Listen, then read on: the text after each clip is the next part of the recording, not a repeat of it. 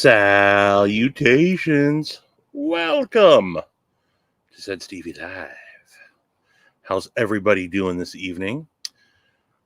Hope y'all enjoyed that little intro. I've been digging on some Terrence McKenna all day, and so I put that together. What up, Ground Fog? Don't know if you're still here. Margo, Lungbone, Marco's Gamma, BeUp. Good evening to you, Mr. Donnie Bless. Oh, just a little something. Yes, more of this guy, Faction. Hello, Neil Palmer. Anyone see the new Rogaine movie? Is that about hair loss? I have not heard about that. Mark Parks, channel member, also channel member to everyone else. I just passed up. My apologies. I haven't ran this on my own in a little bit. Jesse, good evening to you. Mork Porks. Let's see. Marsal, hello. 1931 Leatherworks. This was all early stuff, so any hoozles. Let's get to more current, see who's still here. B&W Funworks, what up? I got my, if I'm not mistaken, I got my little P&W Funworks flashlight right here. Shout out to P&W Funworks. Ethan ruins EDC. Hello, Ethan. Todd was not ready. Narchar, what up? Let's see. Get caught up on some comments here. Channel member for 25 months. Is this how Said Stevie was born? Or it just says Stevie? No.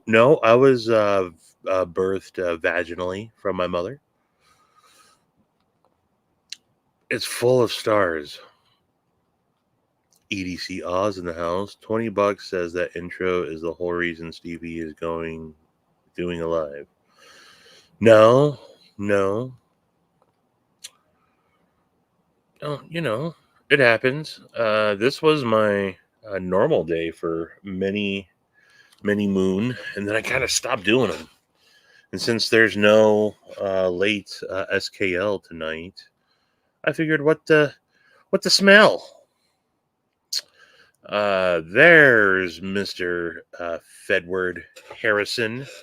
Had a long, good chat with my brother Ed today. Hope you are starting to feel better, Ed.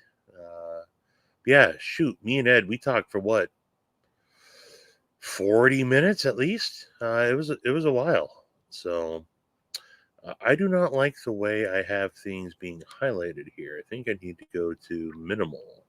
Yes, that makes it better. Now I lost my place in line. Anywho, let's see. You dig it? Thank you. Are you from Auburn? Are you in Auburn right now? Is that where you're at? I had no clue. Gnarly Charlie. If you are, man, we gotta meet up at some point. Constantine, Paul Mills, Joseph S.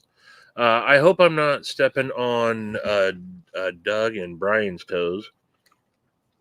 I think I heard him say he was wrapping up. I didn't want to schedule this too late, though. So, Kathleen, Bobo, what's up, Bobo? There's Terry.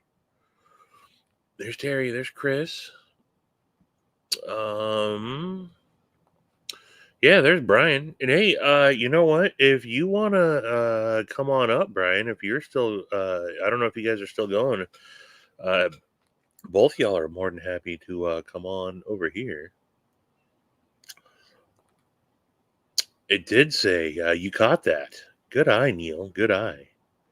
I don't know if I'll end up getting a copyright strike for that or not, but I had something edited together and it was like 5 minutes, and I was like, I think I'm going to be testing people's patience if I actually play 5 minutes of it. But it kind of went into more of Terrence McKenna's Stone Ape Theory. So you know what? I'm just going to skip ahead so we can start keep this conversation current. But so yeah, if y'all don't know Terence McKenna's stoned ape theory, it's an out there theory, but kinda not really. It is Terence McKenna's conclusion that as apes thousands and thousands and thousands of years ago, living in the savanna grasslands in Africa, as the grasslands started to recede and the forests started getting bigger, you saw the emergence of hooved and horned bovines. Um, and they were shitting out in the grasslands. And the apes around were experimenting with new food sources, and they would have certainly, flipped over a cow pie or two, finding grubs and beetles and whatnot. But also, psilocybin mushrooms absolutely thrive in cow dung, cow patties. I can attest to that. I done flipped over cow patties myself to find some awesome Liberty caps. But so the apes would have been experimenting with new food sources and finding psilocybin mushrooms, and obviously it's going to have an effect on them. And he feels that kind of what helps explain how the human mind kind of accelerated into the humans that we are today. So I'm not saying I subscribe to it. I think it does sound plausible. And I did a horrible job. I encourage you. I'm not going to bother uh, posting links and whatnot. But if you go to Terence McKenna, or if you just go on YouTube and search Terence McKenna Stoned Ape Theory, you'll find some of his awesome lectures that have been clipped. There's no shortage of Terence McKenna lectures out there. And if you guys don't know Terence McKenna, this is brother Terence. He passed away back in, oh boy, was it 2014? Terence McKenna. I would think I would know this.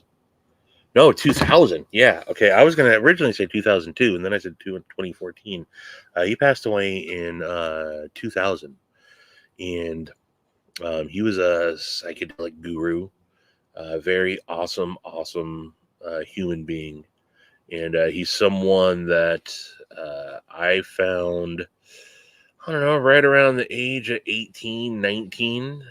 I used to read High Times magazine religiously, and he was featured in High Times, and that's where I discovered him and really started getting into his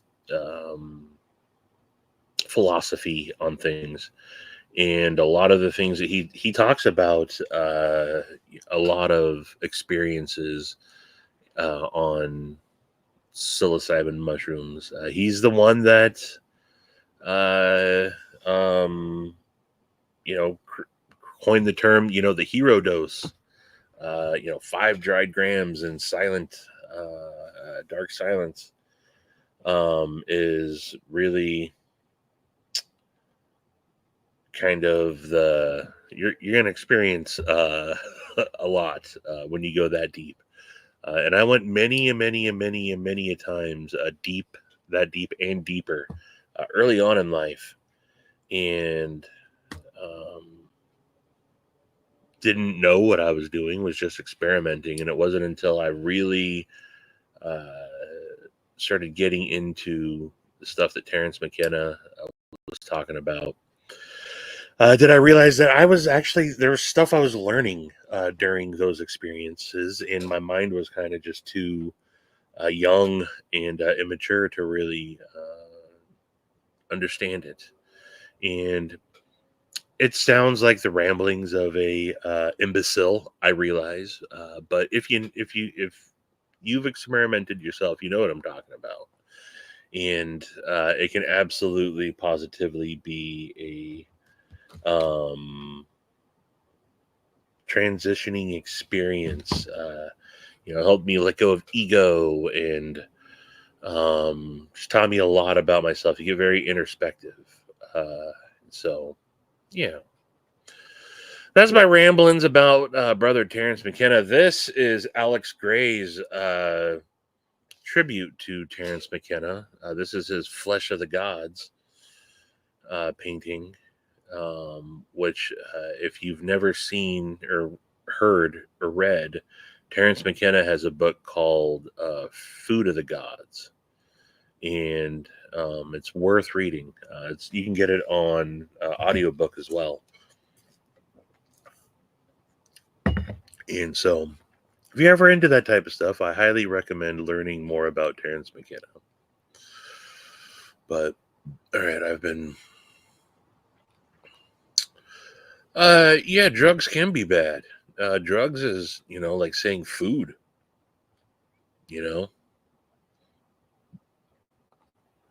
War on Drugs is good band. Taking trip is just getting high. Nothing deeper unless you make it that way, in my opinion. Okay.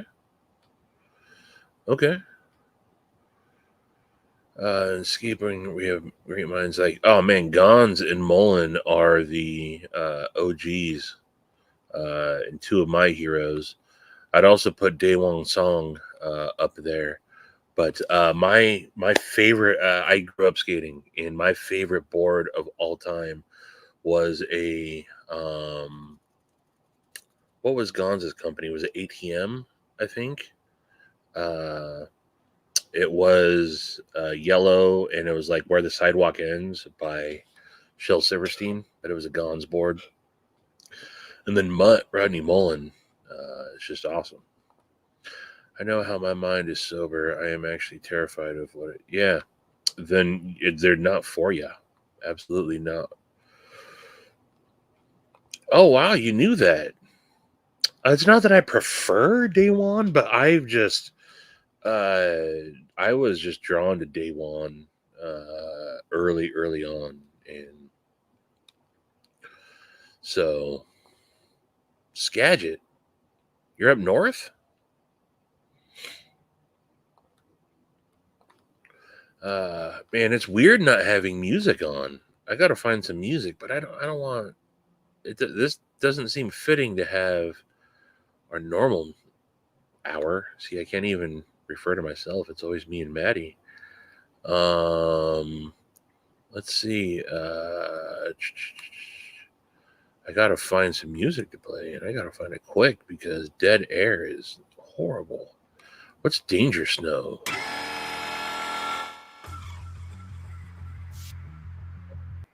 Right?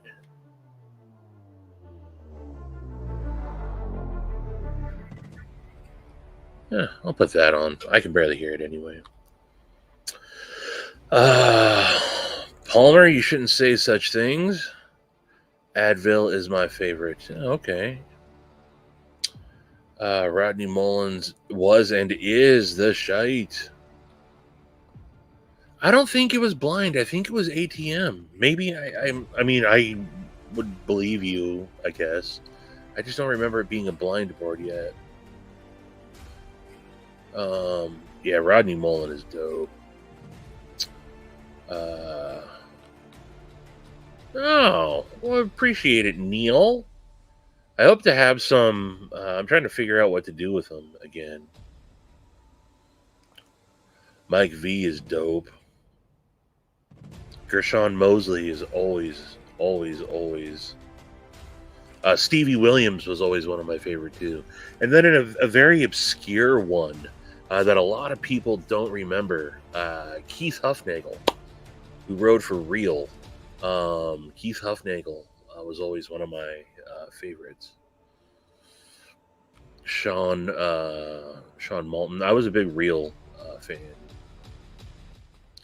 Yeah, Chad Muska was always a classic. Yeah, but Gershon Mosley is dope.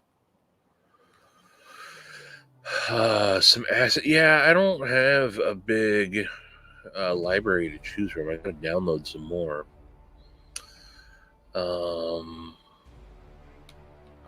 For sure. Arshier. Yeah, Paul Rodriguez, for sure. Ant, the real Ant, not the imposter. Yeah, Stevie Williams was. I don't follow skateboarding very much now. Like, I'm not into the current scene.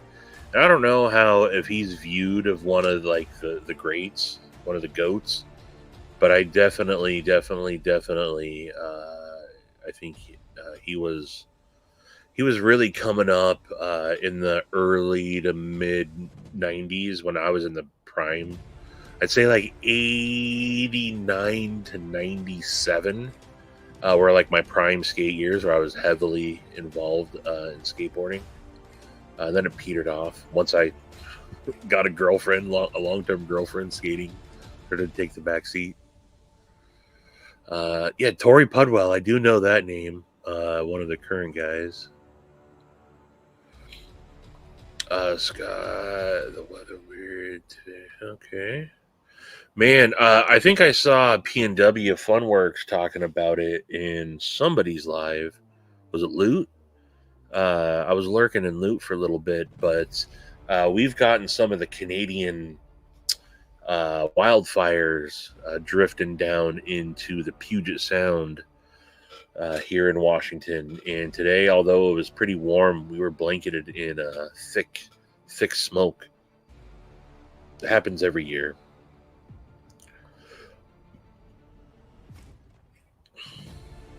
That's awesome. I grew up, it's no longer accessible, but I grew up in the world's largest Liberty Cap field in the world.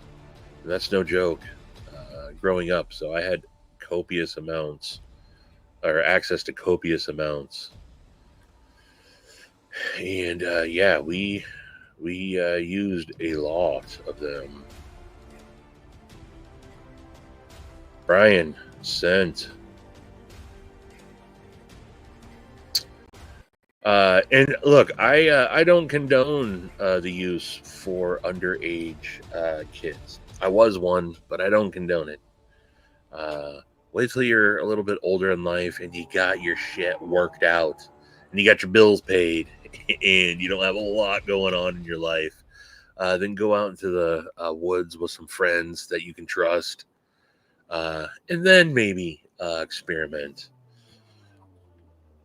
I think you'll enjoy it.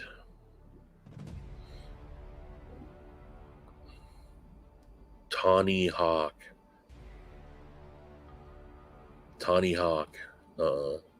Is he a new one? I'm telling you, if you were into hypertext skating, check it. I don't know what hypertext skating is. I don't know that term. Yeah, I know that he is still fairly active for sure. Chef Rocky, hey, Chef, I thought I lost it, but then when I was cleaning out my backpack, I came across my Chef Rocky sticker that I got at Blade Show. So, I wonder if that will... Nope, not going to fit on that cup, but I got to find a spot for this one. So, I also have to say, a crisis averted today. I thought I lost this bad boy. I put it in pocket, went out to dinner with the kiddo, came home. I forgot that I sat down in my chair momentarily in my office. But then I came out and I was going to open this. This is from Orion Knives. And I couldn't find it. It wasn't in my pocket. And I'm like, that's weird. I remember taking, it's the only knife I carried on me today. I thought I knew for certain I had put it in pocket. And then I thought, okay, Went and searched my truck. It's possible it could have slid out, although, the clips on these Lancelot leather clip slips, they're taut. It's got good retention in the pocket. It wasn't in the truck. Fuck, it must have fallen out in the booth. So I called the restaurant and they're like, nope. Okay. Well, I called back and I'm like, hey, can you please take another double, triple look for me? It's kind of an important knife. And if you can't find it, okay, but can you at least take my name and number, and I'll even offer a reward. I'm thinking, fuck, maybe the kid that wipes the booth down, found it and took it and doesn't want to, cough it up. But if he hears that there's a reward and gives it up, all right, no harm, no foul. I'll give the kid $20 or something. And then it occurred to me that I sat down at my desk. Like, well, maybe it's in there, and I walked in, it's sitting on the floor. So I don't know. But yeah. And I'm happy I found it. I recently put this, I ordered from Chromatic EDC, from EDC Roundtable. And this is it's got some glow paracord on it. It definitely is not matching the aesthetics, but that's why I kind of like it. It's got some glow paracord, but then it's got this glow Fordite bead on it. And I think it's awesome. Shout out to our homie Mike of EDC Roundtable, Chromatic EDC. He's also Outcast Blanks. Hope to have him on a live here pretty soon from EDC Roundtable's channel. But Mike is Outcast Blanks. He makes his own material and then sells them as Outcast Blanks. You'll see many edgy American knives featuring Outcast Blanks scale material. Bill's used some of it. Pro-X has used some of it. RMR Knives. There's quite a lot of knife makers that have used his material.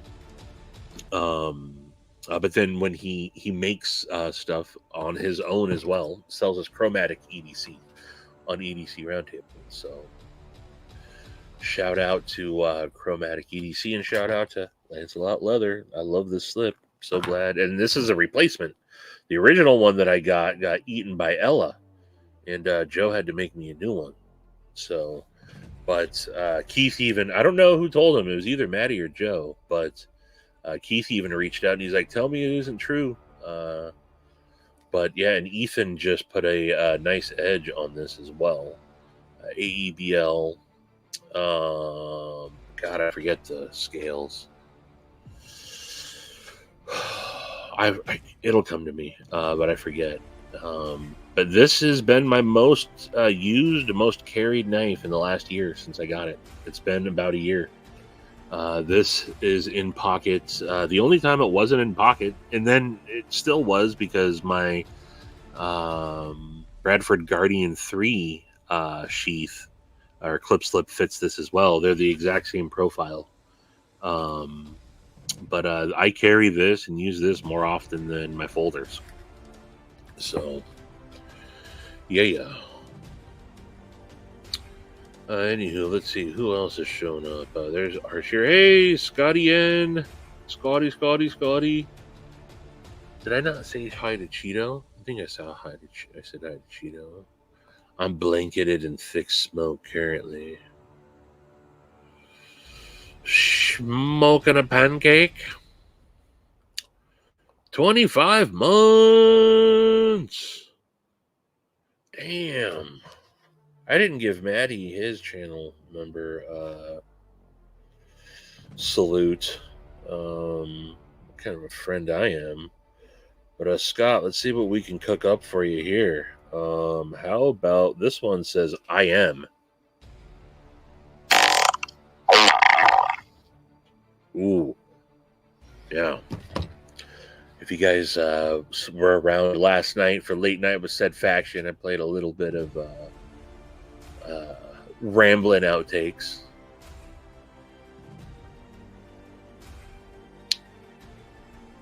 I don't condone it. Did I say something about that? I have a prescription for the green. Yippee. Oh, good for you. Let's not forget the female badass skaters. Oh, yeah, absolutely. There's a bunch of them. The only one, and God, I can't even remember her now, who was in the... hey, Donnie, suck a dong. You sound lame, dude. Always complaining. At my peak skateboarding, I could ollie up onto it. Yeah, I never really got too much into tricks. Simon Woodstock was.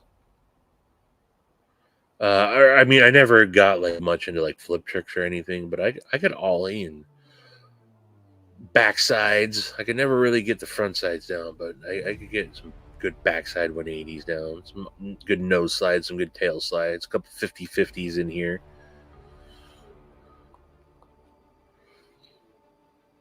I was born in 79. I'm 45 years old. So I'm a full-on product of the early 80s on up to the experience the 90s.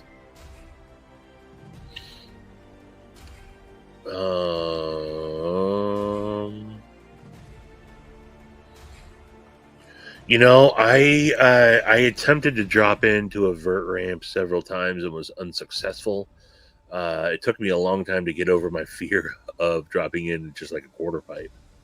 But once I finally mastered that, it was fun. Lots of fun.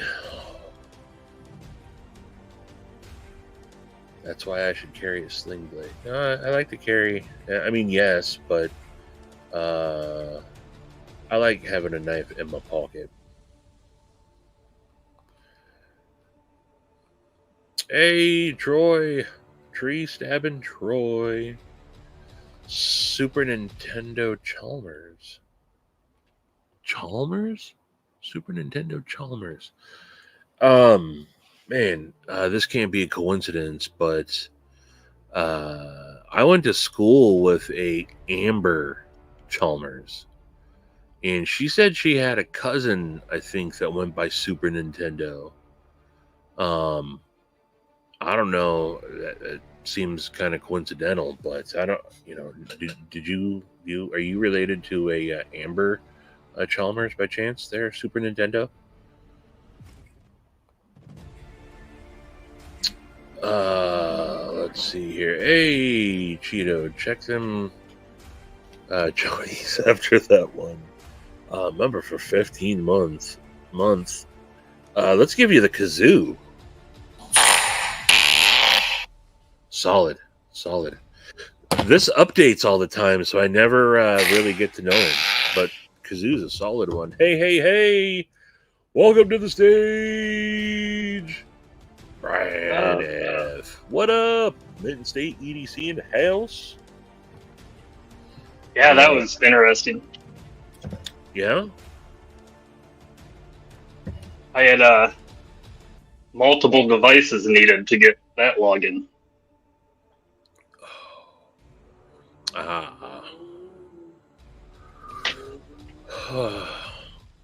One of the many times. No, it hasn't.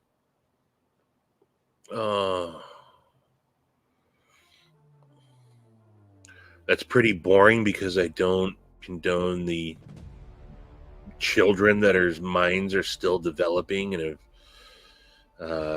yeah, that's pretty boring, dude. You're not a parent, Donnie. Once you become a parent, I totally get what you're saying. So call me boring all you want. I don't give a fuck. I'm a parent now, and I'm more in tune to that type of stuff. And give it a couple more years, man. Give it a couple more years. So I heard you guys talking about ramps and half pipes, quarter pipes. Yeah. This would never fly nowadays, but a friend of mine in high school had this corner lot on the intersection of our neighborhood residence street and like a major like pretty big road going through, and so no one was building out on that side, and they owned it. And his parents let us build a half pipe Yeah. in full size, man. And we were bike guys, so but dude, once the word got out, we had skaters, everything there. Like, Yeah. think about the liability nowadays. Yeah. We Big were time. cracking heads. Dude broke his arm. Dude, it was awesome. Growing up in that time. Yep. And it's such a different shift in mentality too. You would have never thought to sue for the liability now, but now absolutely someone's Yep. parents are gonna be like, that is not the but yeah, man, I'll never forget convincing my buddy. His dad went out of town. It was a horrible situation that we took advantage of. My buddy's dad left for a while, and we convinced they had the only one, I swear, in this entire city that I grew up in that had a swimming pool, an indoor swimming pool. His parents were rich. They split up. But we convinced him to we drained his pool, and we skated his pool, and I mean we none of us were good enough to be able to ride a 3 foot fucking a wall like that, and and none of us ever wore any sort of pads or helmets or anything. I remember dudes just cracking. Pools are hard, man. Big time, big time. Let alone, I'm sure his parents were loving the fact of refilling that thing and treating it. And Donnie, you're too stoned. Tired excuse. I won't agree with you on that, dude. Just let it go. Stevie and his rich cement pond friends. Yeah. Fun fact: if you guys have ever heard me talk about the backpack shitting incident, it was the kid whose backpack was shit in pool that I'm talking about.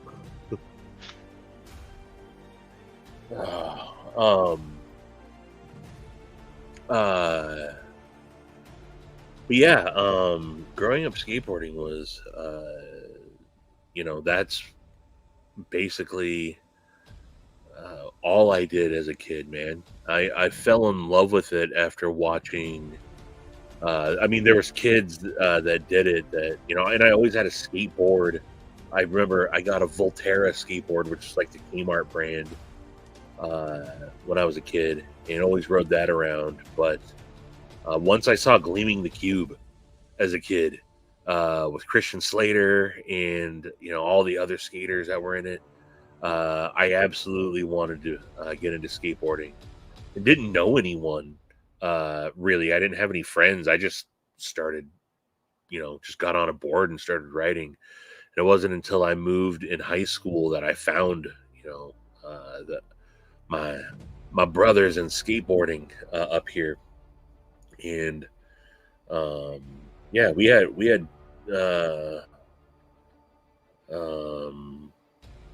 tons of awesome skate adventures. We even, man, and I tried going back and like looking this up in like a city archive or whatever, but the city that I live in, there was a plot of land that was going to be dedicated for some sort of a park, and they were like, hey, help the community, what kind of park should this be? And we're like, make it a skate park for us. They used to tell us we can't skate here and we can't skate there. We're like, build us a skate park. They're like, that's too expensive. You guys would have to, we'd have to, raise X amount of money. And so we're like, cool, we'll help out. So me and all my friends did all sorts of different fundraisers. My friends' parents helped do it. We sold beef jerky sticks and we sold candy bars. We did car washes and we did all sorts of charity stuff. And I forget, we raised, over the course of like a year and a half, we raised like $20,000 to give to the city. And We donated that money to the city and like went to council meetings and everything, and they were going to build a skate park. Comes time to start building, nope, they didn't build a skate park. And because we had donated to the city, we raised funds for the city, even though we were like, hey, this is for the skate park. That's not technically what we did. We donated that to the city, and they created this thing called Peace Park, which just had a stupid peace sign and a swing set. And we tried, and I swear, like, it was in the paper and everything. I tried looking that up now, and that would have been 1995. And I don't see anything on it, but it was legit. But yeah, That's funny because around here there's skate parks everywhere now. And now that I think about that, like we couldn't the liability thing I brought up earlier, we couldn't ever do that on someone's private property again. But now there's skate parks everywhere and now where I live, the skate park we have is bigger and more badass than anything we would have had back then. And it's a very busy. So they've totally turned things around. But yeah, they're everywhere now. Super Nintendo. No. I don't shit. I'm not the backpack shitter. Roy was the backpack shitter. What's up, Javon? Yo, Javon. Had a long conversation with Javon today, too. I talked to fucking Shane. Calls me. Shane, I've known Shane for 3+ years now, and he knows that he's 2 hours ahead of me. But he always forgets that. And he called me at like 7 a.m. this morning and he was there when I was like, yeah, I'm probably going to sleep in. And Shane called me at 7 a.m. Hello. Hey, man, I was just wondering. I was like, whoa, hold on, dude. I'm just literally waking up and you're just going to launch in like I've been up for fucking 5 hours. And he's like, oh, my bad. But I talked to Shane for like 45 minutes. Then I talked to Javon for easily 45 minutes. Then I talked to Ed for a while too. So lots of phone calls today. No, so poop is for the backpacks. It's jism that's for the socks around here.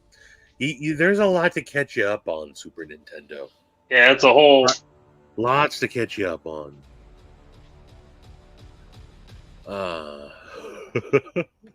Man, that's live to go back and watch. Like, what was that?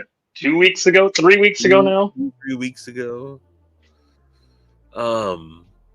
When new people pop up, mostly everybody that's here, absolutely.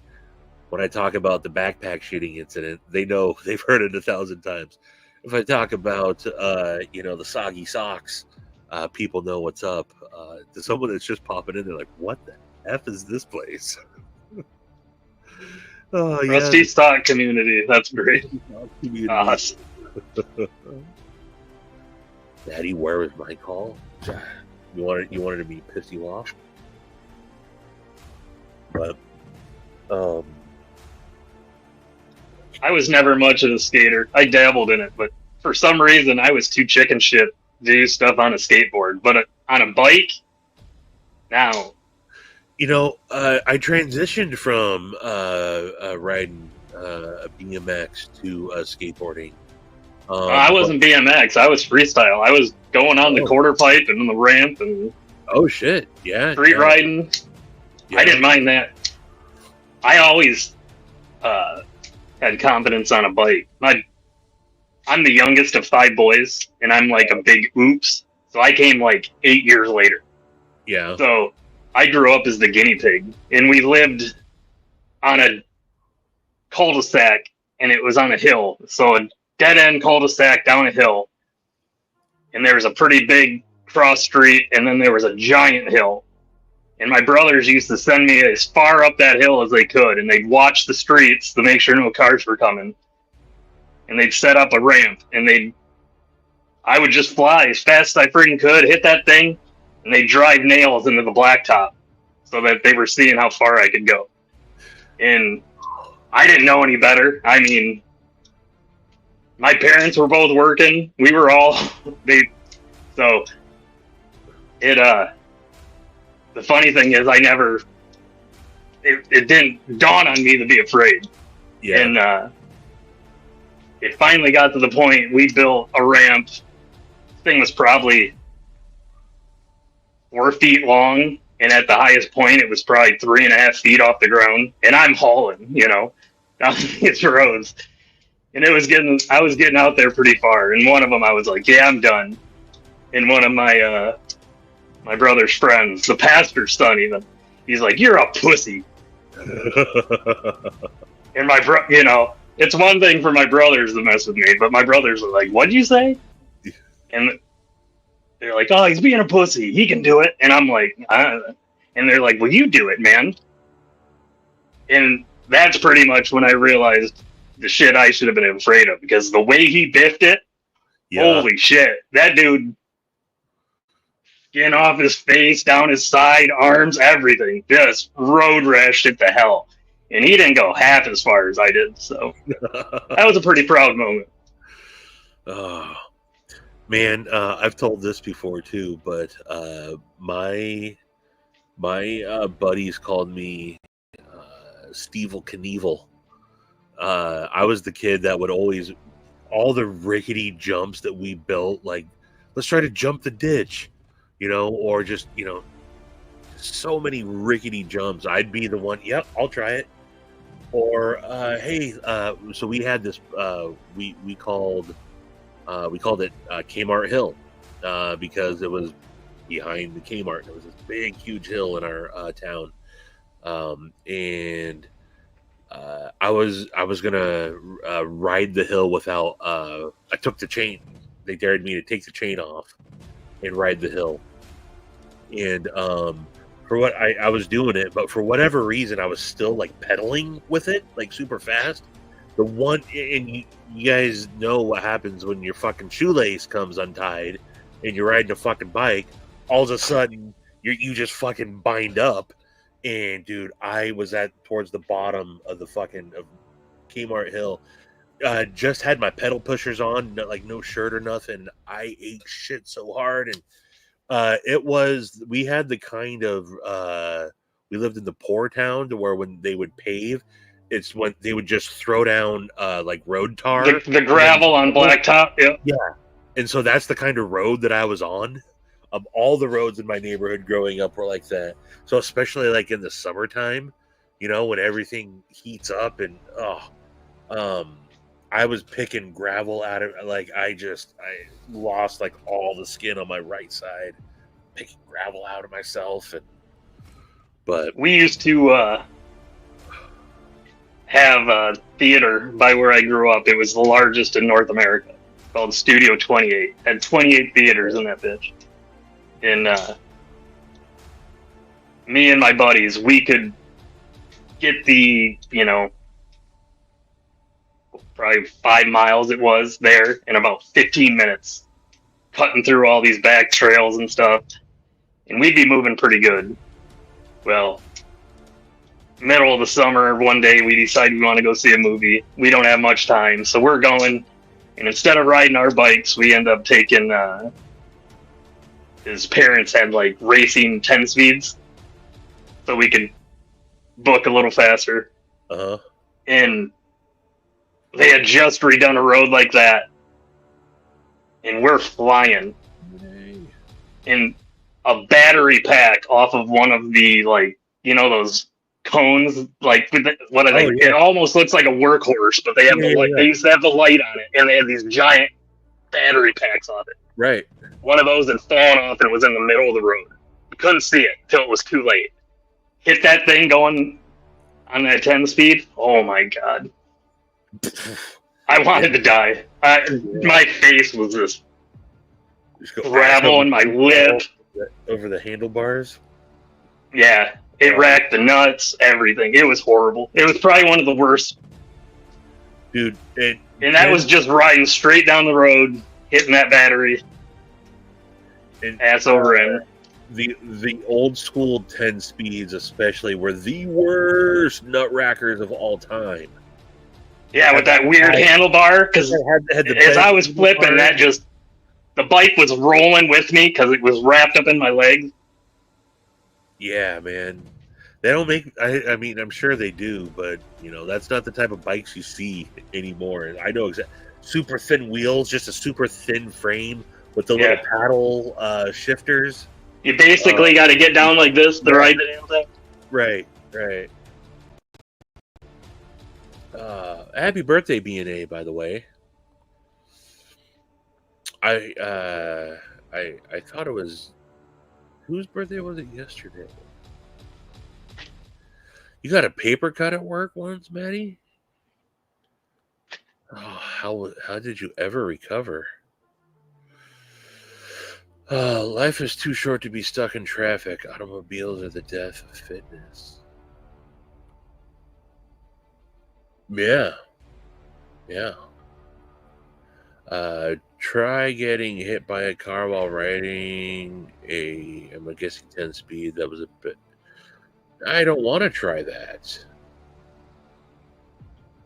That doesn't sound enjoyable. Never. Luckily, I've seen it. I've seen friends on skateboards and bikes get hit by cars. I've never been hit by a car as a pedestrian or anything. Luckily, I don't know what that's experience like, but I mean, my friend Brian, ironically, was just walking across the cross, had his board, carrying his board, and some car came booking around the corner and hit him, and he literally, it knocked him out of his shoes. He flew, and he was fine. They stopped and you good? And he's like, yeah, I'm good. And they took off. But yeah, I've seen people get smashed by cars. Some messed up pretty bad. But it's surprisingly how many people I have seen get hit by cars and walk it off, though, too. P&W wants adult big wheels. Adult big wheels, yes, they got them. Yeah, Javon's mentioned that there's YouTube channels on it. Yup. Remember those scooter things that you would sit on and you had to rock back and forth to get the momentum going? Yeah. Just had what the hell were those called? Little side handles. Yeah. You could actually, if you had a smooth surface, you could get those damn things moving. Yeah. Like when they'd actually put down that smooth blacktop and use the steamrollers, you could find a parking lot or something like that. You could get that damn thing moving. I saw people talking about scooters. I never. I'm too old. Scooters weren't really a thing so much. Growing up. But now, all the razors and stuff. I tried my nephew's. I had gone to the skate park. I still have a board. I'll still putt around, but he wanted me to take him to the skate park. He skates and rides a scooter. He brought a scooter with him, and I thought I would just try it. I was like, I've never been on one. I'm too big for it anyway. But was putting around, and I just thought I would. I was able to, I guess, bunny hop, if it's called, a fair height, and so I was able to get onto one of the boxes. It was coming down off of it that I guess I didn't flex enough, and I'm also older and much heavier these days, and just I don't know how those kids are bracing for that, man. It seems way more impactful than a bike or a skateboard. At least it was for me. Again, I was already 40 years old at that point, but yeah, there's no give on one of those razors if you're jumping with it. You're coming down, and it's like you're coming down on a brick. Todd Carr, let's give you the quack.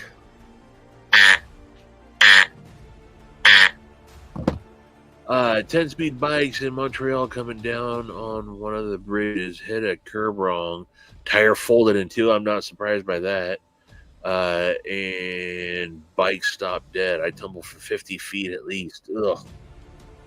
Yeah. Yeah, those 10-speed, they're so thin. I've seen them just, taco.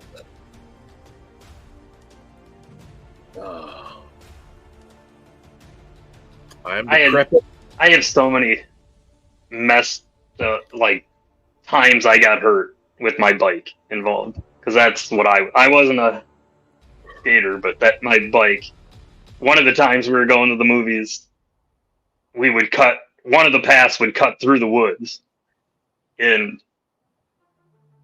there was a point where I wouldn't ride my bike through there because I used to do a lot of street riding, and when I would get the brakes dirty like that or mud, it would be horrible. You couldn't do any of the tricks and stuff. So I was carrying that through the woods one time, and I tripped on a log, shinned right onto the handlebars, put my teeth right through my lip. So that was a good one. Got back up to the road. All my buddies are like, "See you later, man. We're going to the movie," because they knew I was going home. Yeah. So I turned around, started riding the bike back through the neighborhood, trying to get home, and you could tell the route I took, because like every 30 feet there was a puddle of blood that I would have to spit out because my mouth kept filling up. It was gross. That was a couple, and that was horrible because they won't stitch your lip. No, I was gonna say they don't. I've been able to stick my tongue through my lower lip before from coming down and biting my lip, and they won't stitch it.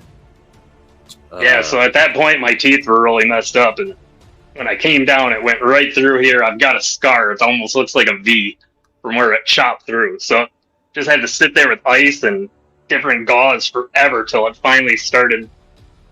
And then my lips have been through a lot. I used to play basketball and I had braces. A couple times I got elbowed and it would drive the braces right into your lip. One time went through. Playing a pickup game at the park, and I'm down there trying to get rebounds, and a dude just elbows me, splits it, and you can see the blood running down my face instantly, and it's the metal of the brace is sticking out the front of my lip. It's that friggin' end. And he's like, "Oh, my girlfriend will get that off for you." She's like, "The fuck I..."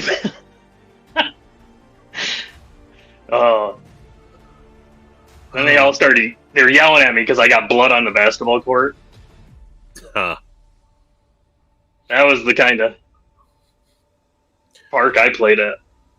I think my worst bike accident was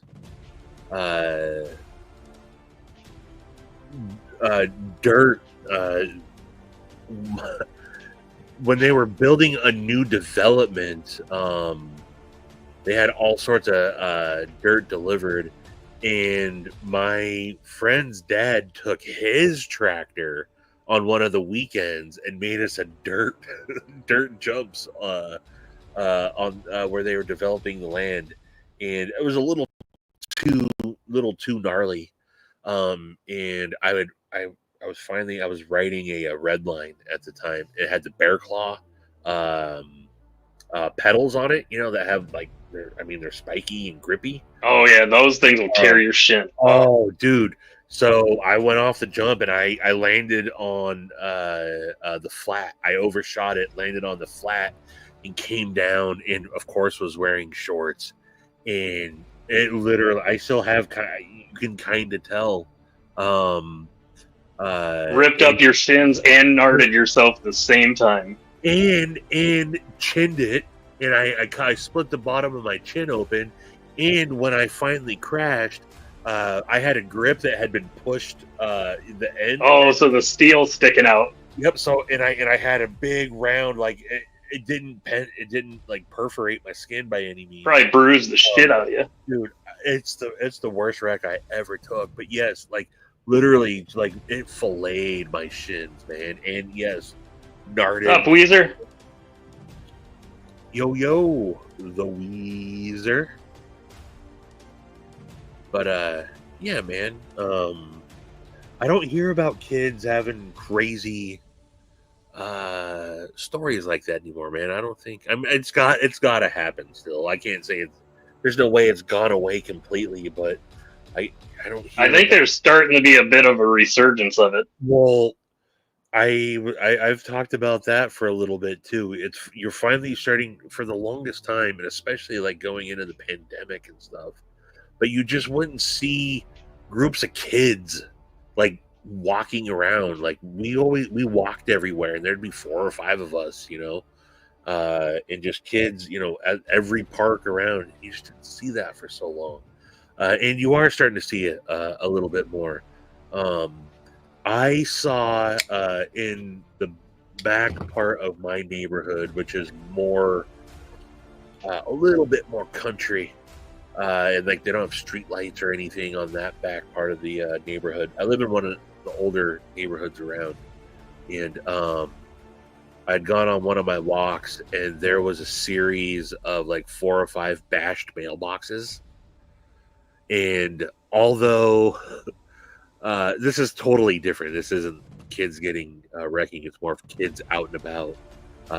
As much as I would be horribly pissed off getting my mailbox bashed these days, seeing bashed mailbox meant to me, in my mind, there's a group of kids that snuck out and were running around the neighborhood together. And yeah, it's a shitty thing to bash mailboxes, but that's kind of a rite of passage, right? Toilet paper in house, bashing mailboxes. Again, shitty thing to do. But again, it's something I did as a kid, causing havoc. And I think that was a rite of passage. That's what kids did back then. Yeah, absolutely. And as an adult, I mean, now I have a community mailbox, so I don't have to worry about that. But if I did have a single mailbox and I woke up to someone and bashed my mailbox, like, I'd be super pissed off. It'd be karma, but to me, it was more of some kids freaking snuck out. Some kid was, kids were having a slumber party and they snuck out and, causing mischief. And like, you go, kids. But yeah, you just don't see kids. But you're right. There is a resurgence, and I think a lot of them are going against technology. Then they're getting sick of all the online apps and everything else. I had to ask my daughter, or I had to, after so. My daughter right now and any of her friends that are over here all the time, if I say phone check, they won't hesitate. They have no problem handing me their phone. And I've done this before also. I'm like, what are you kids up to? You got to be up to something. What, are you guys on the TikTok? Are you on the, Snapchats, being the dumb dad? And this is going back a couple of years. They're like, no, we don't mess with social media. I'm like, you're not on it all. They're like, no. I'm like, prove it. Let me see your phone. Like, her friend, that's awesome, tosses me your phone, and I'm like, all right, how are you guys hiding these apps? And I had to Google, like, is there an app that hides apps? And at the time there wasn't. I'm told that there is, but nah, man, they're not into it. They'll make goofy videos and stuff of themselves, but they don't end up posting it. They make stupid, like, short videos and stuff, which is actually really cool. I've seen a couple of them. But they're just not into it. And now there's absolutely my kids love Discord, dude. There's absolutely kids that are the product of technology right now that are still everywhere, and you just see them nonstop on their phone. Yep. But like, I was proud of. I just went to a concert with my daughter and her friend. And nowadays, I don't know the last time you've been to a concert. It's so annoying going, and I'm kind of guilty as charged because I'll pull out and record a couple of things every once in a while. But you see people that are just on their phone the entire time, like recording, and my daughter and her friend, they didn't have their phone out at all, and they're just never. I have to yell at my daughter to bring her phone with her to places. She's like, what do I need it for? I'm like, because I have to call you. It's still a phone. and that's my way of communicating to you. She's like, oh yeah, no, I guess you're right, but I don't need it for anything else. So yeah, there's definitely resurgence, and I've said it for a while now too. I'm very repetitive, but where I think it started with my daughter and her friends, it was kind of pandemic times, and Stranger Things was really popular on Netflix, and they were just starting to get into Stranger Things. Do you know the show? Yep. And they were seeing what it was like for a group of friends hanging out in the 1980s, and they didn't have all that stuff. And like that's when I started to see my daughter and her friends like actually like take a liking towards that type of stuff. And so I credit that show a little bit, at least for my daughter and her friends. But it is refreshing. They role play. Not like in the gaming sense. They're actually more LARPing than anything. My daughter has gone to a couple like LARPing events. They don't game so much though. I asked them after that. I'm like, you guys should play Dungeons and Dragons or something in there. They're like, we're not that nerdy. I'm like, oh, okay.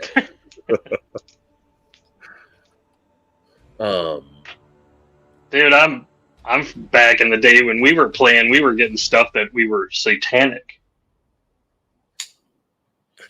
Oh, because of all the craziness that you were labeled of the things you were into. When D&D first came out, yeah, it'd be like that game is satanic. Right. I have the first edition player's handbook and DM in my basement. Oh, nice. I had friends. I was kind of on the. It was prominent in some of my friend groups. I just never. We played. It was similar to Dungeons and Dragons, D&D, but it was called Rifts. I don't know if you ever heard of that. Similar-ish, but yeah, man. Back in the day when you could still entertain yourself by playing games. Yeah, we would try quite a few of the different. We had Marvel. There was a Marvel role-playing game. There was a couple different ones. We would, like, probably one weekend a month, all get together at someone's house for, like, the whole damn weekend and play for way too many hours. Yeah. Your daughter and her friends may be Cylons or aliens. It's possible. It's possible. But again, and look, it's easy. Every generation has been labeled the worst generation of all time. But, and look, there are definitely, again, there's some kids out there these days. She's like, I don't know how you exist in life. But then there's, and I'm not saying my daughter's perfect. She's still very aloof. But there is hope. There is hope. That's awesome, PNW. I have the Player's Handbook, Dungeon Master's Guide, and Monster Manual 2. Oh, that is awesome. I don't have the Monster Manual.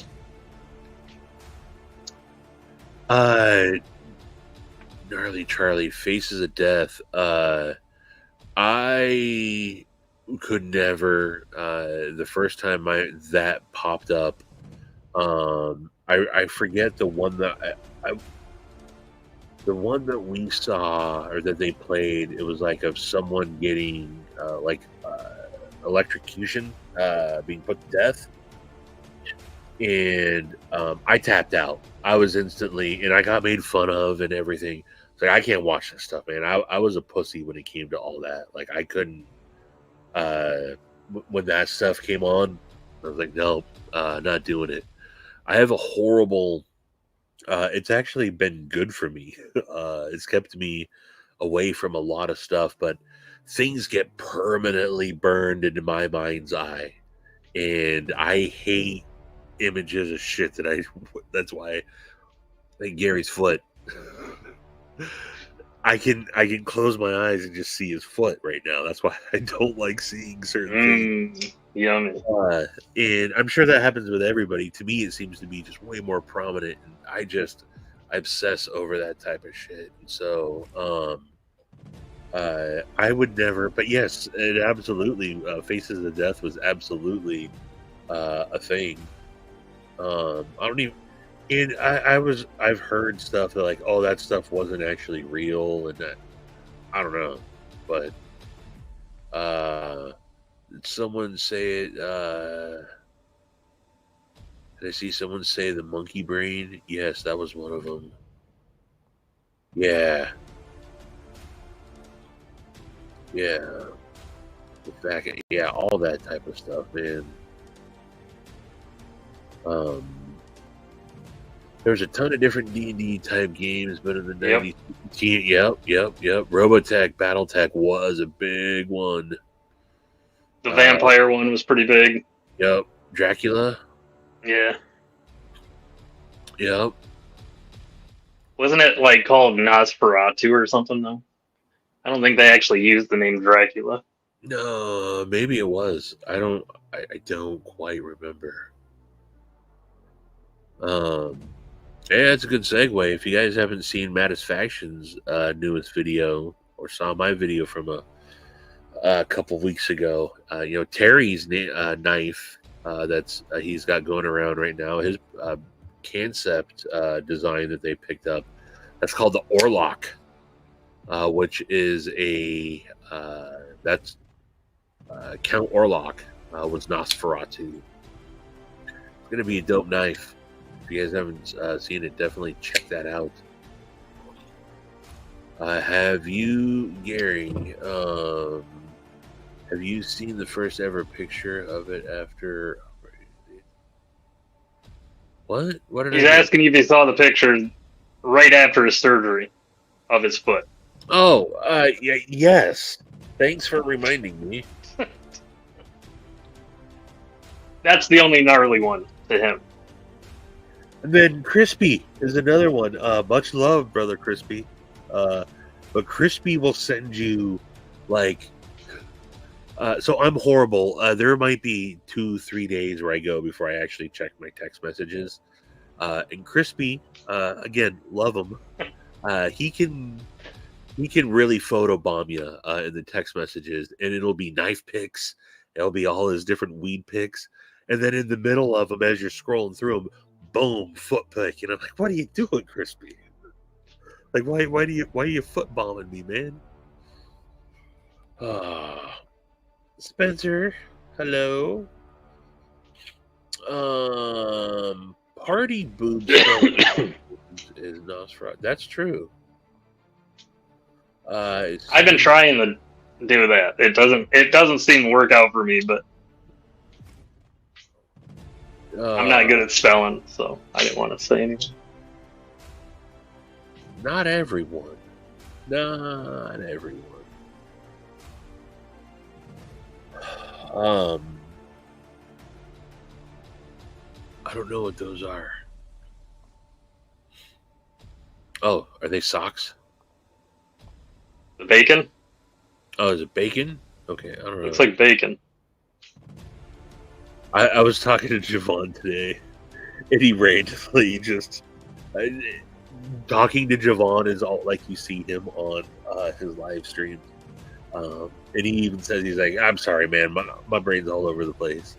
But we're talking, and just out of the blue, he's like, "Man, I went to fucking Taco Bell last night. They didn't have any goddamn taco pizzas."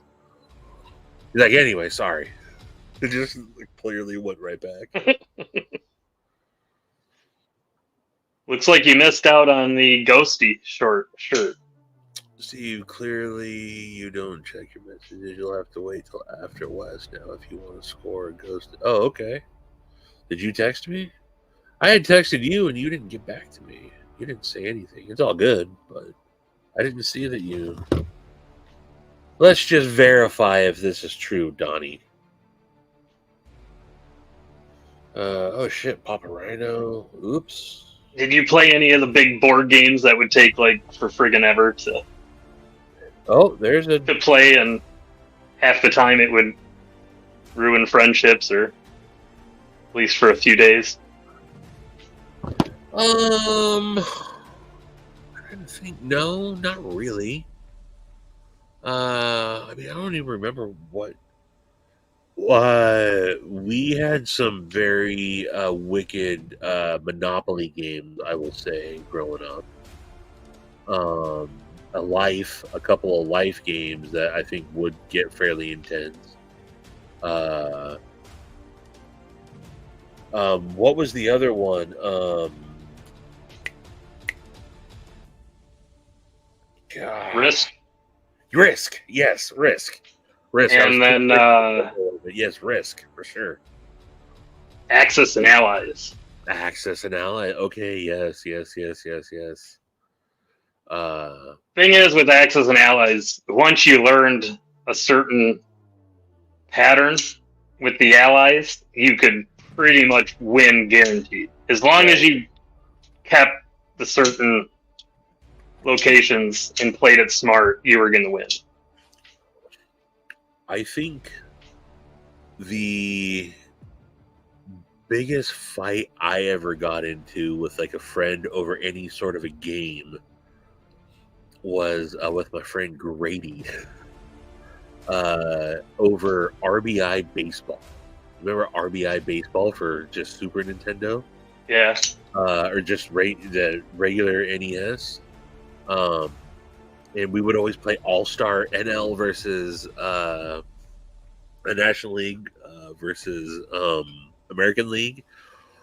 And I forget who for the National League, the player that would throw the sidearm pitches.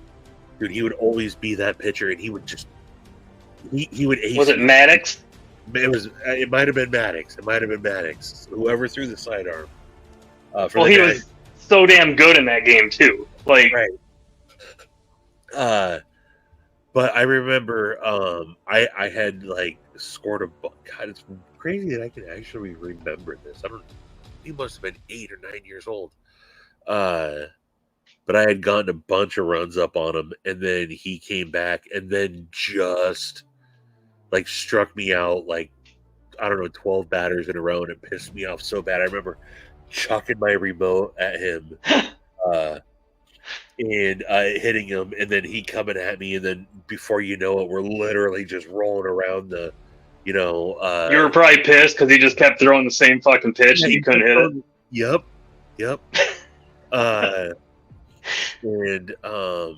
Yeah, dude, we beat the crap out of each other over that. What's up, Pedro? Yeah, what up, Pedro? But then, of course, you're still best friends afterwards, Yeah, it doesn't take long. You get over it. Oh, yeah. We used to have Tecmo Bowl and Super Tecmo Bowl tournaments. So Tecmo Bowl would be the other one. We would, in every, you knew the teams that if you had it, you were probably going to win. You had the better chances. So we would actually play for money. Everybody'd throw a buck per team, and all the teams would be thrown in a hat. And if you put $2 in, you'd pull 2 names out, and those are the teams you got. And we would set up the tournament. And man, some of those got heated. They'd end up in fist fights and shit. It was a good time. I mean, I can honestly say I think at one point in time I definitely got in a fist fight with every single one of my. It wasn't so much fist fights as it was you just end up tussling, But definitely I've been punched in the face by a lot of my friends. I've punched them in the face at one point in time as kids. And yeah, you get you storm off and you don't talk to each other for a couple of days, and then you're right back at it. Oh, what up, Sharp? NBA Jam.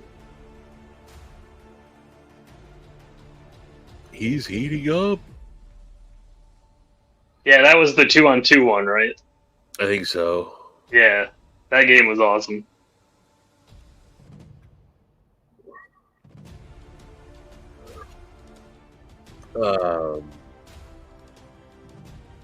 Bright ball yellow. If you ever want to spend a fun game, but it takes a long time to play, it can take close to a weekend, or at least plan a whole long night. It's called Twilight Imperium. It's a space game. Okay. Everybody gets these octagon hex pieces handed out in the beginning. Whoa! And what was you that? build. Oh, I must have made a heart or something. Did it do a heart? Yeah. My iPhone does stupid shit. Oh wow. Oh geez. Oh, that's hilarious. I don't know why it thought the octagon size shape I was doing was a heart, but All so right, you build the board with the hex tiles. Everybody places one, and then someone places that off theirs, and each one has different resources, things like that. So you got to be strategic, even how you place the damn pieces. And then, being a space game, it's a bunch of different races. So some are better at politics, some are more warlike, some are a mix of both. It's crazy. So then you get random, to play fair, we random generate what race you have to play. And that game would take forever. But, yeah, we lost. There were some good fights after that one, especially when you're 8 or 9 hours into a game. Yeah. And, there's 4 of us, and we're kind of seeing that this dude's going to win. So then we decide, well, we're going to fuck him over and make sure he's the only one that doesn't win. Like, we all know we're not going to win. He would get... One guy got so mad, I don't think he's ever played with us again. And he's the one that introduced us to the game. That's one of the reasons it happened. Like, he was good. Fucker would win quite often. So one night, we found a way to stalemate it. And we were bending the rules the best we could, through political means.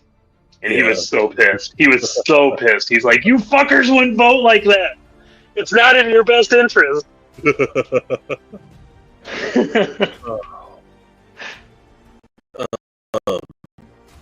Now, one of the other things I'm completely glossing over is one of the game, just getting together with groups of friends.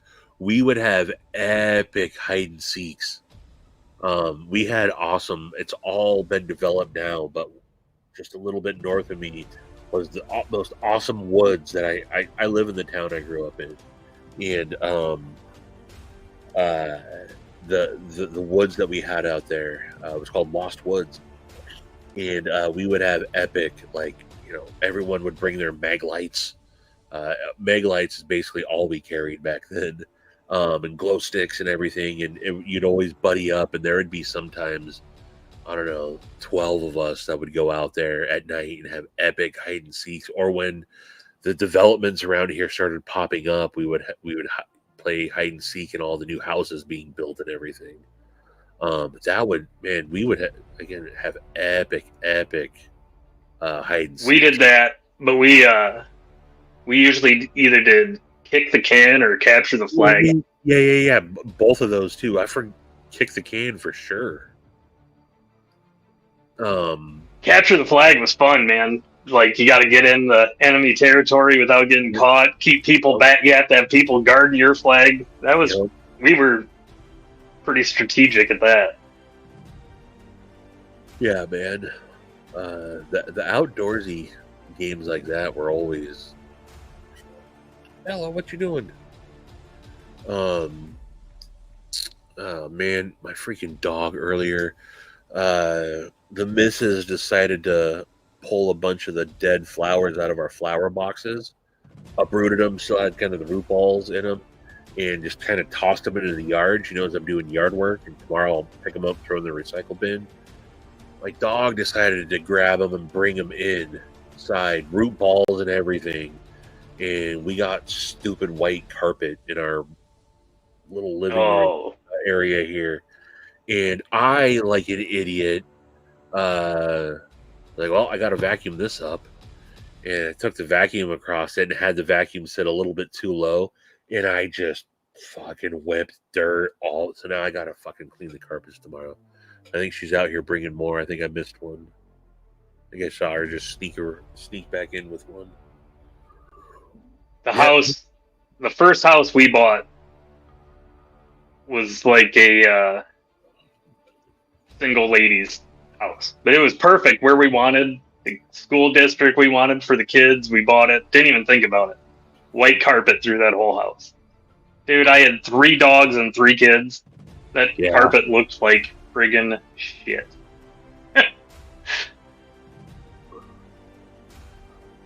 I kept it decent enough though that I didn't even replace it when I sold the house. No, it was, I knew they were going to replace it, but I wasn't going to do it. And it was sellable, it wasn't like you're walking in going, oh my God, look at this shit. Did someone die in this? But yeah. It didn't look like they were crime scene, but we actually bought, and I still own it, which does me no good now because my whole house is hardwood floors, the new one. But one of those professional carpet cleaners that you can rent at stores. Yeah. One of the best purchases I ever bought. Ooh, that could be fun.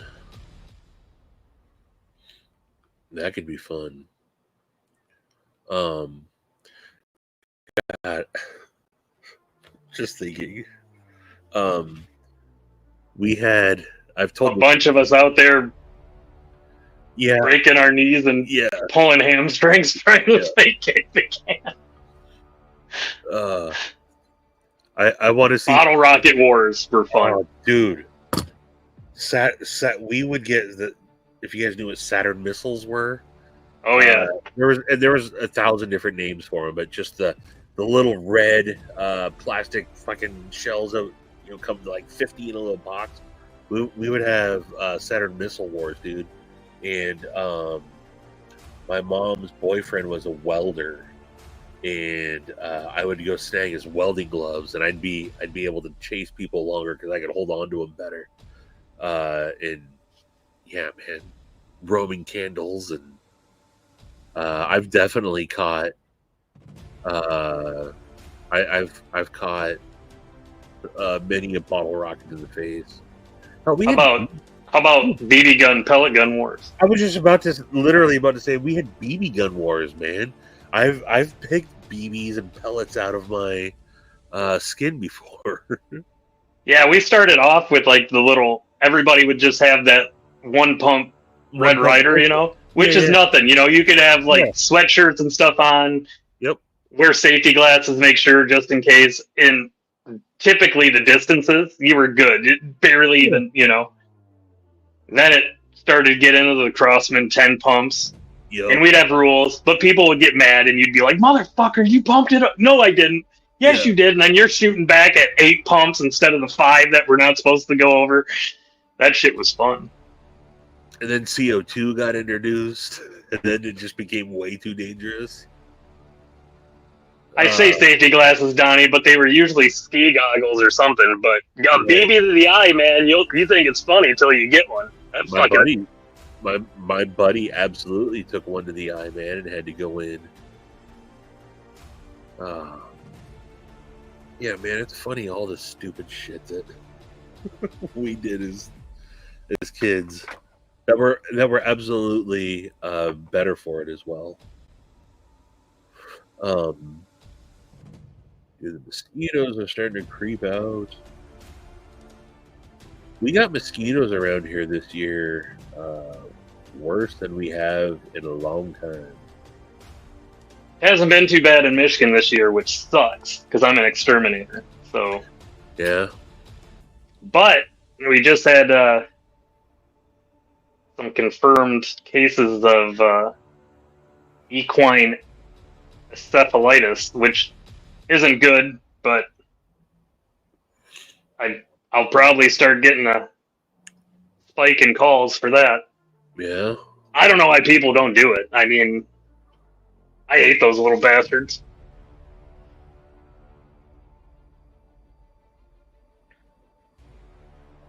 But I'm careful. I don't kill the bees or any of the pollinators. I know what I'm doing. That's good. Yeah, that's you got to save the bees, right? As long as it's bees.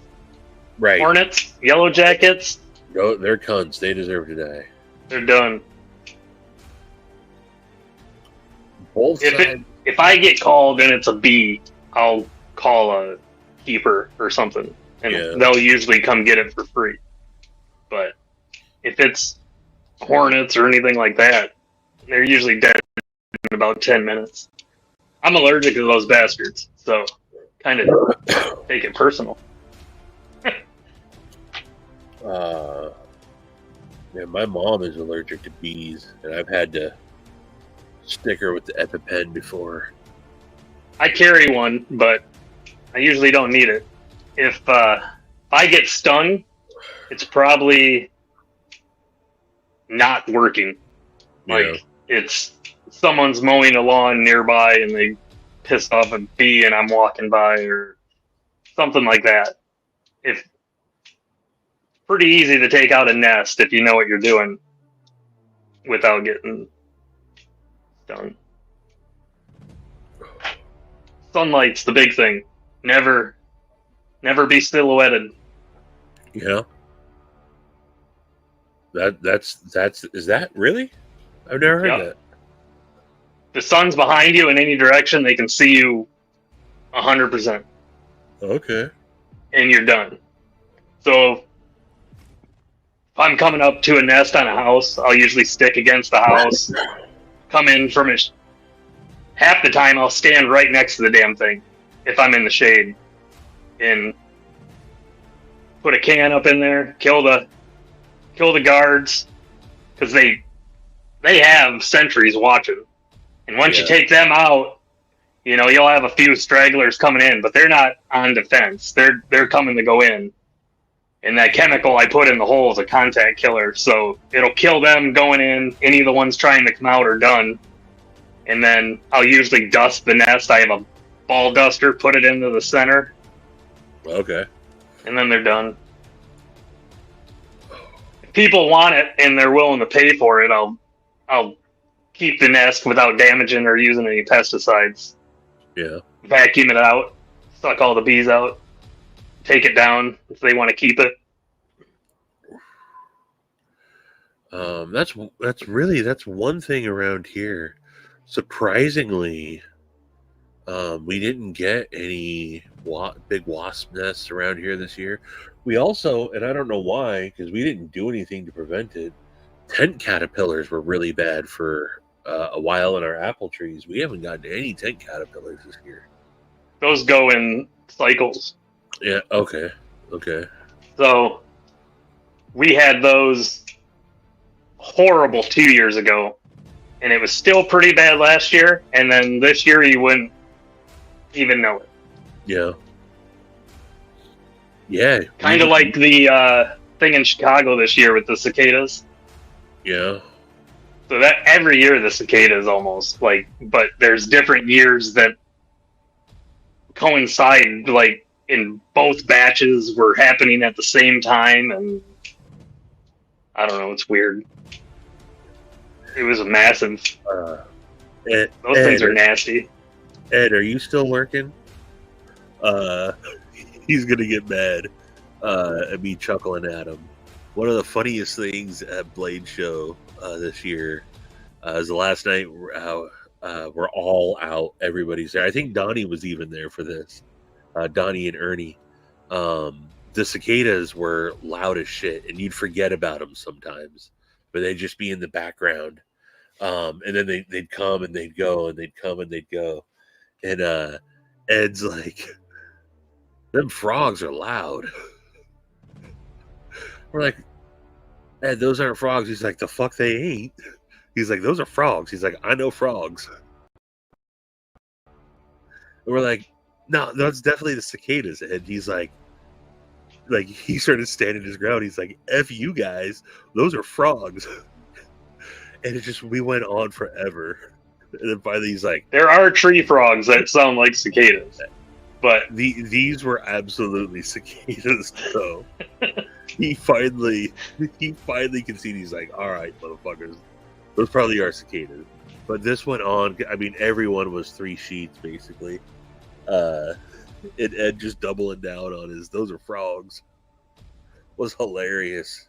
I guess he had to be there, but yeah, PNW. If you've got a shop vac, you can take a nest out pretty easily if you know how to approach it and get to it without getting stung. Make sure you put a little water mixed with some pesticide in it, because if you don't, they're alive in there.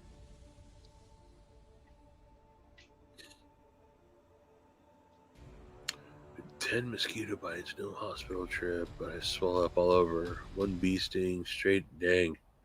Yeah, it's crazy how that can affect some people like that, man. Like my mom. And my mom wasn't, she was into her 40s. And just one day she got stung and it got horrible and had to go to the hospital. And then they're like, "Yeah, you're allergic to bees." I'm sure it might be wasps or something. I don't know. But then she did get stung again 3 or 4 years ago, and I just happened to be there. And she instantly started getting all bloated, and she said she was having a tough time breathing. Like EpiPen, boom, had to hit her in the shoulder with it and call 911. She didn't have to go to the hospital. But I'm pretty lucky that I've never once had it anywhere in my throat or anything swell up, where mine is extreme pain. Like, it hurts bad. I swell up in that spot. It looked like the Stay Puft Marshmallow, man. It'll just, it's huge. Almost where the skin looks like it's going to split sometimes. But it ran in my family. My grandma was really bad. And then when I was a kid, behind my house was woods that went to the local park, and I stepped in a ground nest. Me and the neighbor kid stepped in this ground nest, a huge one. And the hill was covered in oak leaves and stuff. We couldn't run up that hill or out of there fast enough. And we each got stung a shit ton. I remember taking calamine bath. Yeah. It was so bad. Like, it was over 100 times. They were pulling stingers out of me for a couple days. And ever since then, every time I get stung, it just gets worse. I barely remember this now because I was only like 5 or 6 years old, and I think I remember my mom telling the story more than it actually happening to me. But I lived in North Carolina until I was like 7, and I fell I was playing like underneath our big deck, and there was I don't know what kind of ants they were, but I like tripped and fell into like an anthill and got stung like fucking crazy and had to go to fire ants. Yeah. I think they were fire ants. They got stung like crazy. And I remember it hurting so bad. I do remember it hurting. Ant bites hurt like a bitch.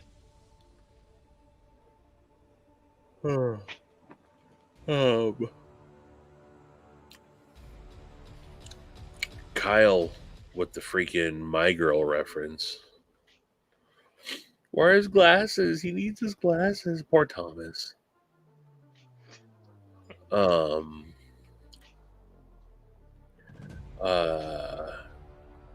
Donnie needs a penicillin shot. He's probably immune to shit by now. I no longer, I probably do now, but at one point I no longer needed to get tetanus shots. Within like a 2 or 3 year period, I stepped on several rusty nails. I had to get tetanus shots. I tripped playing one of our games of hide and seek. I tripped over a fallen barbed wire fence that also happened to have like poison ivy around it. So as I tripped and like got caught up, and I'm like rolling around trying to get out, not realizing that I'm covering myself in poison ivy. But it was this old rusty barbed wire fence. And the tetanus shot, dude, those, I don't know if you guys have had a tetanus shot, dude, getting it like right in your hip. And it's like, it's a thick needle, and it's just, man. It hurts. They hurt so bad. But I remember it was after some of that had happened, I had stepped on another nail and went in. They're like, yeah, you're good, dude. They're like, you've had enough tetanus shots. You're not going to get tetanus.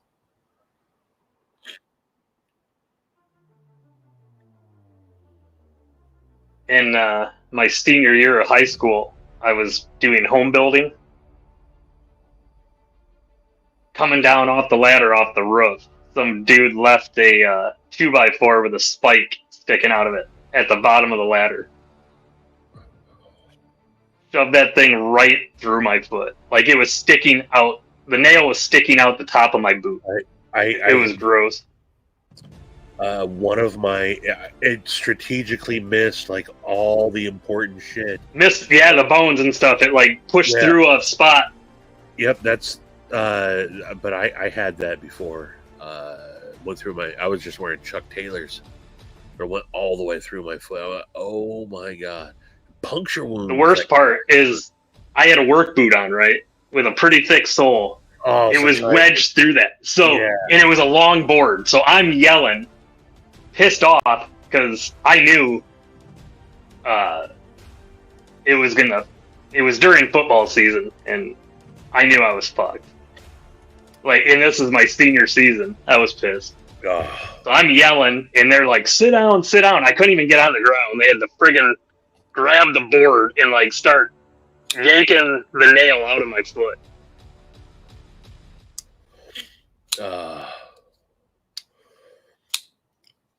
I ended up I could play 2 quarters a game because I ended up making a foam donut, and I put it around the wound, and I got 2 pair of cleats, so like because it would fill up with blood and pus. It was pretty gross.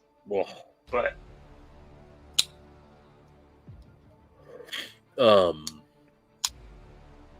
puncture wounds are horrible, man.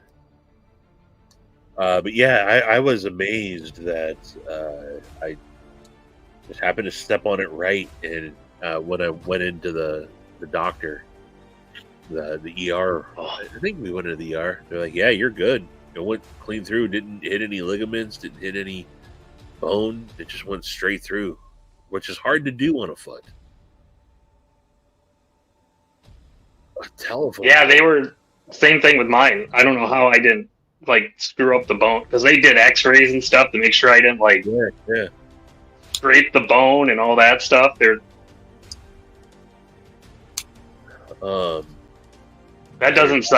does not sound pleasant. A telephone pole foothold go through your calf. Yeah, that's a crazy. Did you pull that off yourself?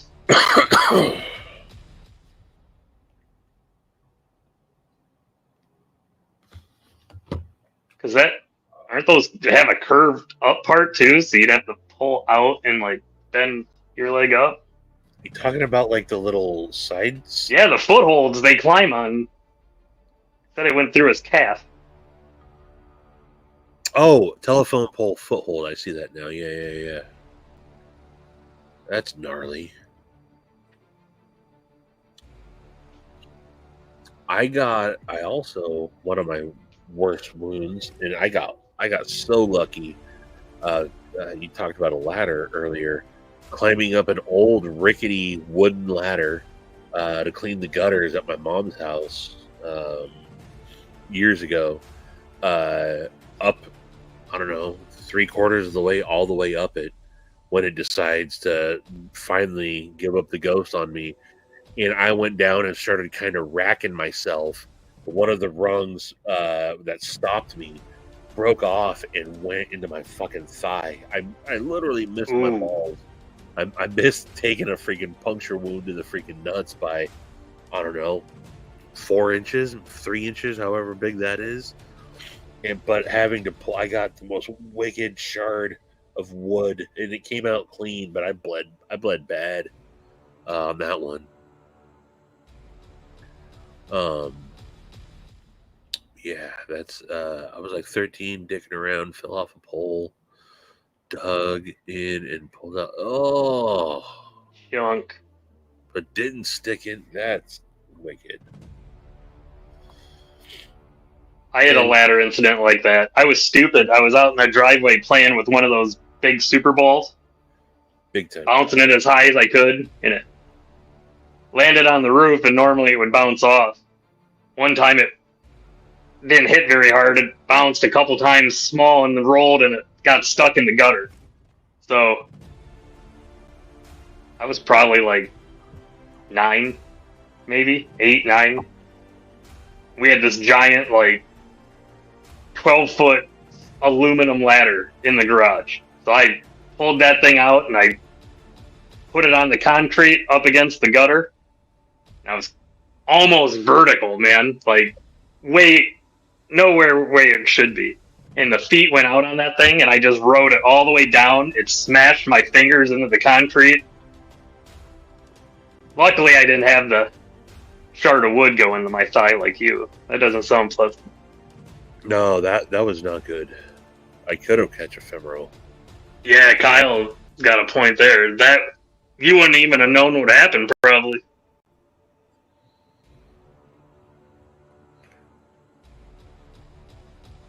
Paging Dr. Fred the Lug. God, that's still. Oh, man. What is this that I just got? Sorry. Distractions. Man, time has flown by. Oh, there's the zebra. Is that zebra wood with the red? No, this is the purple heart. Oh, purple heart. Yeah. Sorry, purple heart. It's almost too bright now.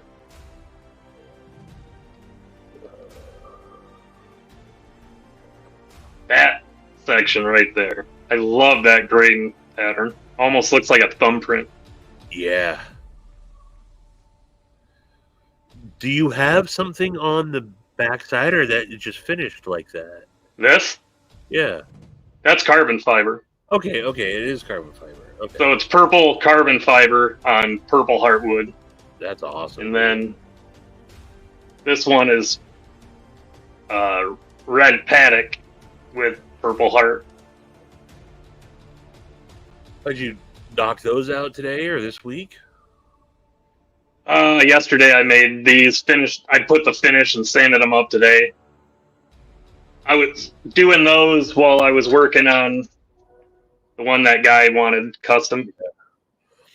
It's awesome how those match. What I asked you to do is measure from the base of yours to the tip and just tell me how long that is. Oh, okay. You can see they go a little bit further. I cut it longer than and then when I drill it even shorter so that it actually has to, you push the point into the wood. Yeah, no, I was gonna say the this one legitimately has good retention on it. Yeah, I hope it sticks, because after a while it seems like that might wear down if a lot of in and out from the point wearing the wood out, but yeah, I mean, maybe. It was the best I could come up with at the time. I wasn't even thinking about doing them, but it made sense to even ship them to have something so it would keep the point from. Right.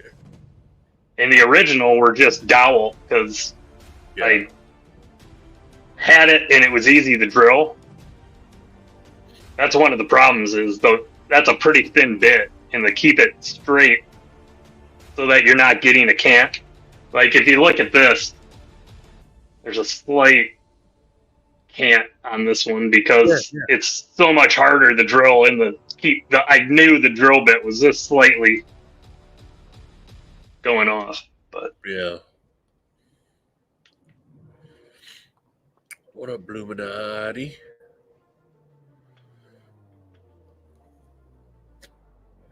Yeah, man, you definitely should use it to get the pickles.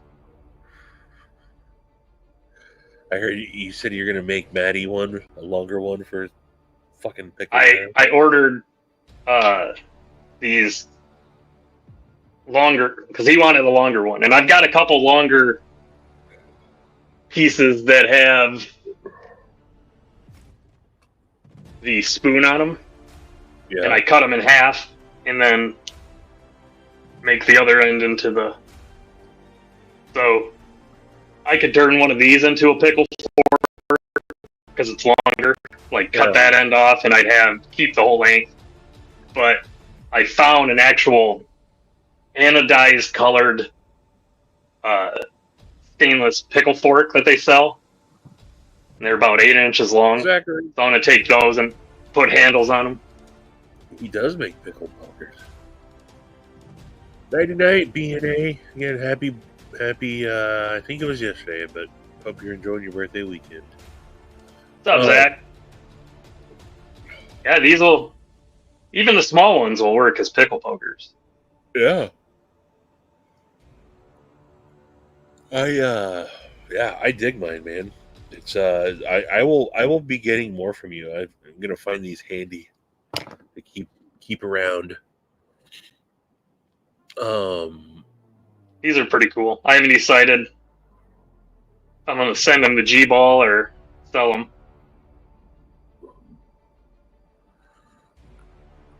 Oh, I was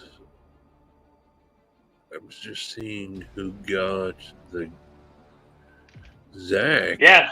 Shout out to Zach.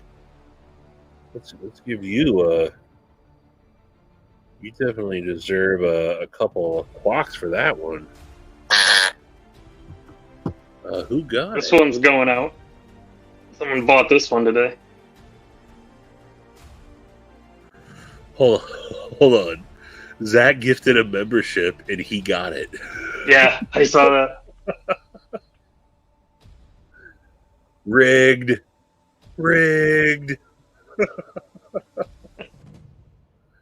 Oh, that's funny. That's awesome. I've never. Yeah, congratulations. I've never seen that happen before. My weekend's almost over. Back to work. Alrighty, Neil. Thanks for stopping by and hanging out. Have a good night. Have a good one, Neil. All right, Scotty. Much love. I'm not going to be on too much longer. I figured I'd do a couple. You're already fading. It's been I didn't get shit for sleep this week, and it's catching up for me. What do you guys think of that one? I like that. A little bit thicker. Or is that and the purple heart with the white G10 contrast. Yeah, I like with the contrast on the end there. That's G10, you said? Yep. I've got some of this that I'm going to be making. This is that paddock. It's like a reddish brown wood. It's more red in person than it looks here, I think. But all right. The purple looks nice on it. Nowhere near as cool as it does on the purple heart. But I've got some black and gold carbon fiber, and then some like gold and silver that I'm doing on this that I think will look way better with the. Nice. Be more like, black and gold on there than with that color. I think it'll match better. Heck yeah. No, these are great, man. Are you shaping the points on them and everything? Nope. No. No. Some of them I do. Like the ones that had. So if you look at. You can almost see the difference in size. See how this one's thicker? So this is the other end, and it's longer. Because it's a piece of that spoon one that I cut the other end off. And then that's me shaping the. So that's one of my tips. That's the original. A little more pokey. Mine's more broad. Yeah, you can almost put a like a chisel grind on the end of it. Yeah, I could. Angle it. You're funny, sharp guy. Bless got you listening to Aesop Rock, huh? Wow. I've got a order in with Chromatic for some of his Glow G10. Yeah. I don't know if you saw his Instagram post about an order going. Yeah, that's going to me. Oh, it is. So, okay. Yeah. Dude, that orange glow is going for something for Keith. Nice. He does hunter safety. Yeah. And he always brings the kids out. And last year they used the Americana I sent him. Yep. And, I saw posts on that. So he wanted something with hunter orange in it. So I'm gonna make him that with probably the walnut or I don't know, maybe oak. But I got the thicker in the orange material. Nice. So I'll put him a nice thick thing in there. Plus it glows. And then I bought that yellow, and it's the thinner. So I think I'm gonna glue some up, orange yellow, and then I'm gonna make some like glow in the dark candy corn beads or lanyard things for. Yeah, that's cool. Yeah, Mike's got some crazy stuff, man. I want to get some of his black and gold carbon fiber so I can fix one of my knives. If you don't know, I really don't like anything that resembles a speed hole. Yeah. And this is one of my favorite knives, but that bugs me. Is that the Atlas? Yeah. So, sticking with the black and gold theme, I want to get a piece of. You an inlay? I want to make inlays with carbon fiber, black and gold carbon fiber. Oh, hell yeah. That looks sick on that. I almost. Because I bought a giant box of scrap. That's where a lot of the carbon fiber I'm using comes from. And there was a piece of this gold and black that was about a quarter of an inch too short for me to be able to cut pieces to make it work. I was so disappointed. So I'm just going to have to buy a slab and like one scale piece, or I'll probably do 2 scales because that's how they come. You get a set of 2. But that's fine too. I'm not sure trying to be as precise as I want it to fit in there that I won't screw it up at least once. Javon, the Cortex XL is a fabulous knife. I haven't talked to him for a minute, but Brown Knives is just a little north of me, and he said Knife Nirvana. That's pretty. He said he's open to having us up there sometime.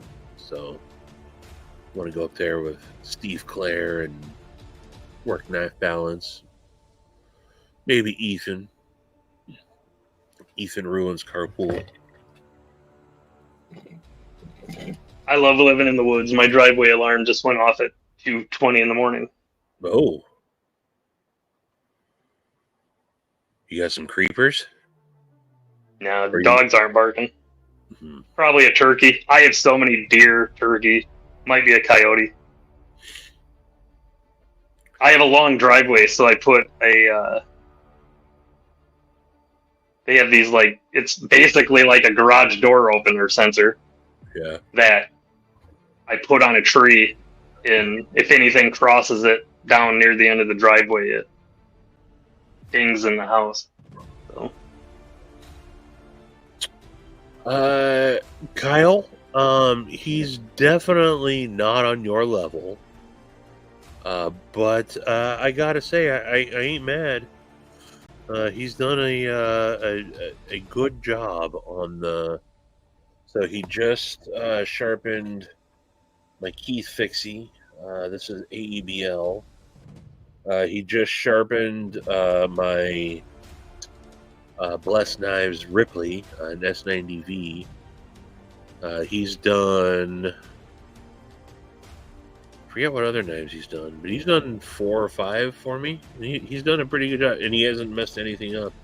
Oh, so my Manix 2, I've had for 7 years, and I've messed that knife up trying to learn how to sharpen over the years, and it was all off. So he was able to put a good edge on that, and kind of I forget which. He had to remove not a lot of material, but even everything out. We did a good job with that. I've got an old diver's knife fixed blade I got as a kid, and it's got like a finger loop for this finger, and it locks into the sheath. I thought it was as cool as a kid. I loved it, and it's one of the few knives that my dad never found and took away, because I've had like, I was getting shit I shouldn't have had way younger, and I can't believe how much I fucked that blade up. Like, it doesn't even look the same. So a few years back, I was like, I should find this knife and buy one. And I found it on eBay and got a brand new one. And it's a, complete, it doesn't even look like the same knife. I screwed up the tip of that knife so bad as a kid trying to sharpen it. Yeah, it's fabulous, Javon. It's fabulous. The Cortex XL brown knives are great. And yeah, it's on my list that I will eventually get. Mainly just because I need to have a nice made in Washington.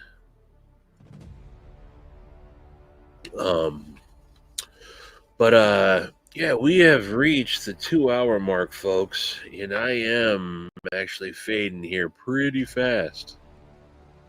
So I think I'm gonna call it an evening. But appreciate everyone hanging out. Brian, glad you were able to come on, man. I hope I didn't step on your. I think I had heard Doug was. No, he was getting off at midnight, no matter what. So we were already wrapping up by the time you were leaving. Perfect. And it worked out for me. The wife wasn't feeling good, was in bed, and I was already set up. So appreciate it. And so you have some alls dropping tomorrow. You're adding some more to the site. Is that what you said? Yep, the 2 that I showed tonight, I'm hoping to put up, and then there's 3 left from the original drop. So appreciate everybody that's grabbed them. Watch out for the Instagrams tomorrow, folks. I'm sure we will be making some posts, let you know when you can go pick up. One you can. There's ferro rods on the site right now, but these alls also are pretty sweet.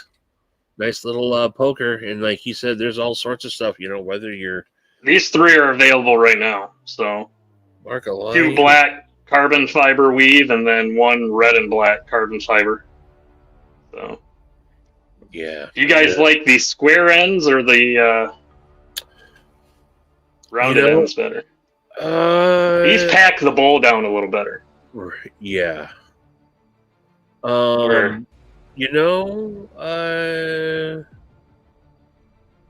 like this as is, but I think that the little bit thinner rounded one probably definitely Yeah. But yeah, man, and you're This one's a lot thicker. This one when we're packing. I gotta say, man, your finishing is definitely on point. It looks really good, man.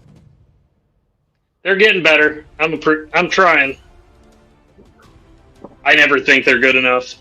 I find flaws in everything, and then I'm like, oh, should I? I've got a handful in my room that are set aside that'll probably be giveaways because I don't want to sell them.